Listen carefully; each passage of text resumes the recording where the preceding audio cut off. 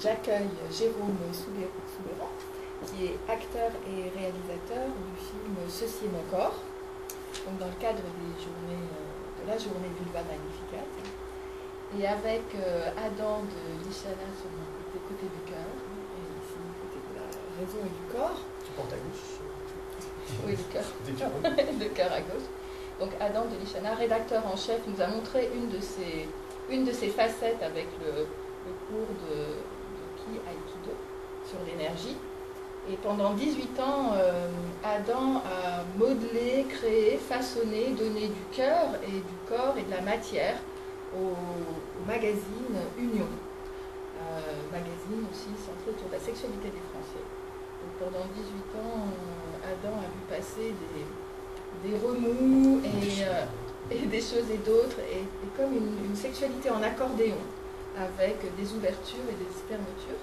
Donc en compagnie de Jérôme, on va juste voir un petit topo de ces 20 dernières années de libido, de sexualité en France, rapidement, pour arriver à ce qui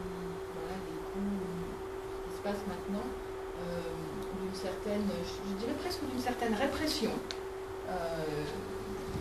J'ai vu ce qui se passe un petit peu, on voit ce qui se passe sur Facebook, dans lequel on est censuré parce qu'il y a un téton, ou sur le compte de PayPal par exemple, qui vient de refuser que le site Piment Rose vende des vidéos de Erika Lust, ou par exemple si toi tu as un bout de téton, je ne pourrais plus vendre sur le site de Piment. Donc à la fois c'est ce côté accordéon de grande libéralité et en même temps d'une fermeture.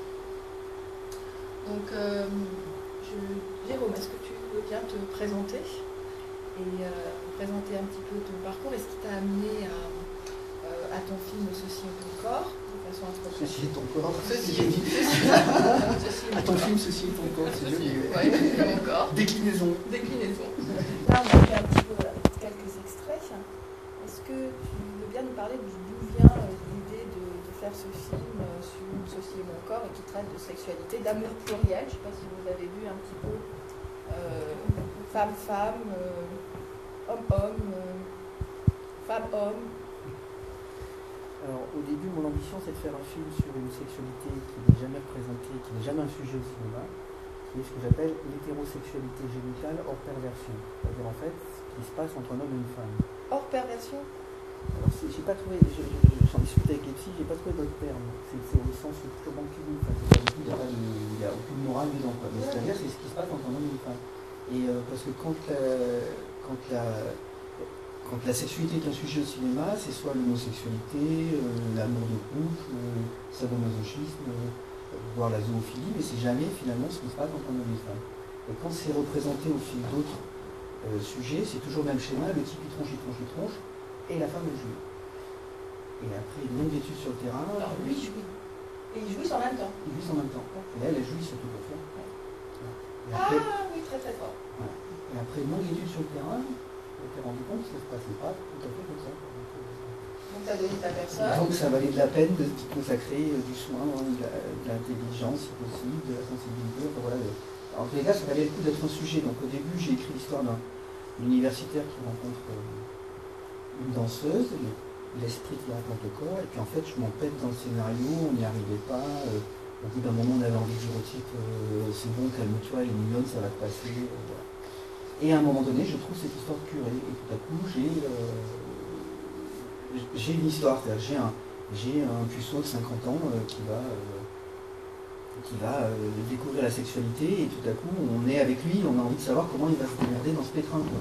Parce que ça devient un vrai pétrin, et puis tout à coup sa quête, elle devient, on a envie de savoir comment il s'en sort, parce que nous les garçons on arrive sur le marché à 16-17 ans, on est comme des coqs, on est censé tout savoir, et puis qu'est-ce qu'on apprend le reste de notre vie? Lui il veut apprendre tout de suite, et on comprend que c'est une nécessité à son âge qu'il apprenne, parce que s'il s'y met, c'est qu'il faut que ça soit bien, quoi. Donc un curé tombe amoureux d'une comédienne. Dans un stage de thérapie, voilà, et il monte à Paris se faire l'incruste chez la belle, qui est bisexuelle, qui vit avec une femme, et ils ont un autre colloque qui est joué par Christophe Alévèque, qui est un banquier tout à fait straight le jour et travesti la nuit. Et en fait, il tombe amoureux dans une étreinte. Voilà. Il tombe amoureux dans une étreinte et ça lui chamboule complètement la vie. Il vit une extase par un hug. Ouais, c'est ça. Il explique à ses potes curés, c'est comme avec Dieu, mais en mieux. Il n'y a pas de relation sexuelle, il y a juste, surtout, une étreinte chargée et qui complètement le bouleverse. Et voilà, je veux en savoir plus, quoi.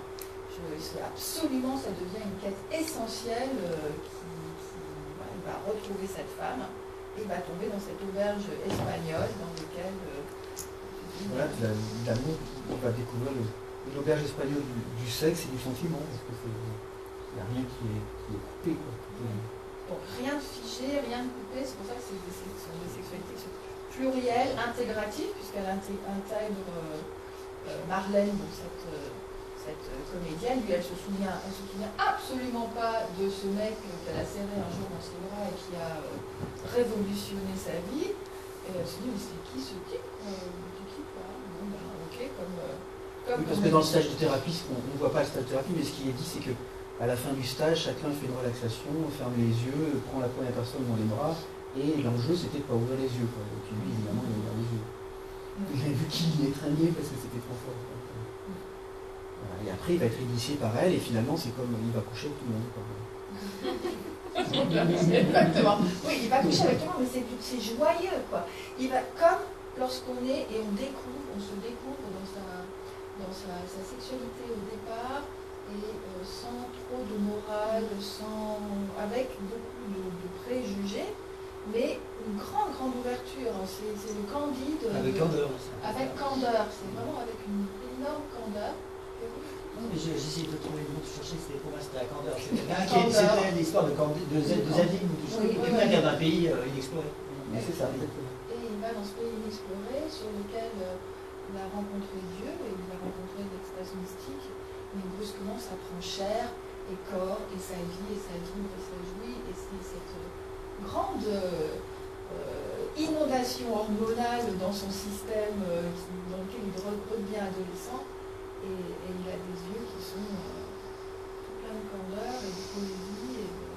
Voilà, alors en même temps, ça n'empêche pas des fois, il en prend plein la tête, enfin, parce que c'est pas un film militant polyamoureux. Le polyamour est un peu le cadre, parce que le personnage de... Mais en même temps, j'ai même enlevé toute référence. C'est-à-dire que... Alors, ce qui est drôle, c'est que les polyamoureux se le sont appropriés, et qu'ils sont venus même faire un débat, et puis qu'ils limitent, et puis que voilà, pour eux, c'est vraiment un film polyamoureux. Et c'était joli dans un débat, il y en a un qui dit, mais ce qui nous a fait du bien, c'est que c'est le décor, quoi. Et à aucun moment, c'est même traité, quoi. C'est-à-dire qu'il n'y a pas de discours dessus, quoi. C'est juste...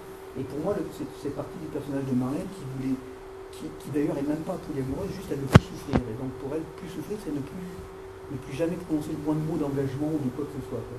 Alors il se trouve qu'elle vit avec Émilie, et en même temps elle est très amoureuse de Christian depuis longtemps, qui est un homme marié, qui est bisexuel lui-même, c'est quelque chose qu'on aperçoit dans la bande-annonce à un moment, voilà, et qui lui est toujours en train de lui faire croire qu'il va en parler à sa femme et qu'il n'en parle jamais à sa femme.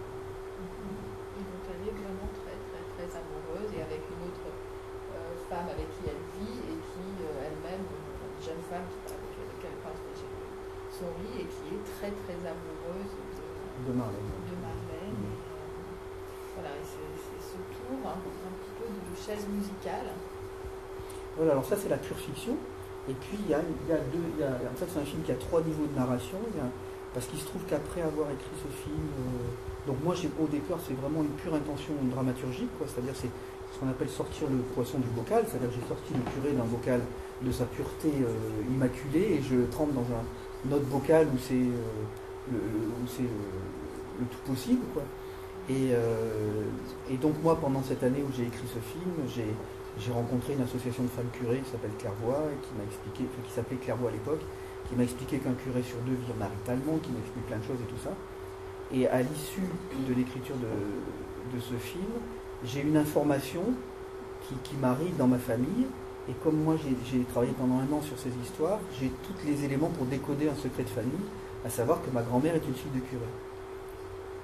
Voilà. Alors, il se trouve que jusque-là c'était tout, et puis moi j'étais scénariste, j'ai ma cote qui montait dans le métier, et je pensais que plus ma cote monterait, plus ça me serait facile de faire ce film. Jusqu'à ce que je constate que c'était exactement le contraire, c'est-à-dire plus ma cote montait en tant que scénariste, moins je devenais crédible en tant que réalisateur et acteur. c'est le paradoxe du cinéma français, mais c'est comme ça.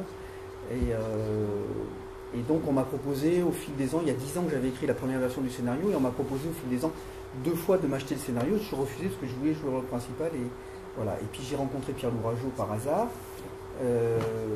Il a lu le scénario, il a adoré, ça ne posait pas de problème pour lui que je joue et que je joue le rôle principal et que je réalise. Et je lui raconte ce que je viens de vous raconter sur le. Voilà. Et là, il me dit, mais il faut à tout prix que ça soit dans le film. Cette histoire que ta grand-mère est une fille de curé, il faut que ça soit dans le film, ça va pouvoir faire. Et donc, j'ai inclus le film. Il y a donc 3 niveaux de narration. Il y a donc la pure fiction telle que je voulais raconter. Et puis, je fais une séance de psychanalyse transgénérationnelle avec Bruno Clavier, qui est le pape de la psychanalyse transgénérationnelle, où on explore ce fait transgénérationnel. Et ça se termine sur la tombe de mon arrière-grand-mère. Et parallèlement, Pierre-Loup m'a poussé encore à aller plus loin. J'ai interrogé Michel Serres et Michel Onfray sur des morceaux d'épîtres de Saint-Paul qui sont, de mon point de vue, les racines de la séparation du corps et de l'esprit dans le christianisme. Et donc tout ça est monté, est en noir et blanc, monté en... C'est juste des petites apparitions, des vignettes, c'est des virgules, des contrepoints, et permettent de faire des ellipses, voilà. Et... tout ça est dans le même film, voilà. C'est un gros corps de fiction avec des petits morceaux de documentaire, en fait.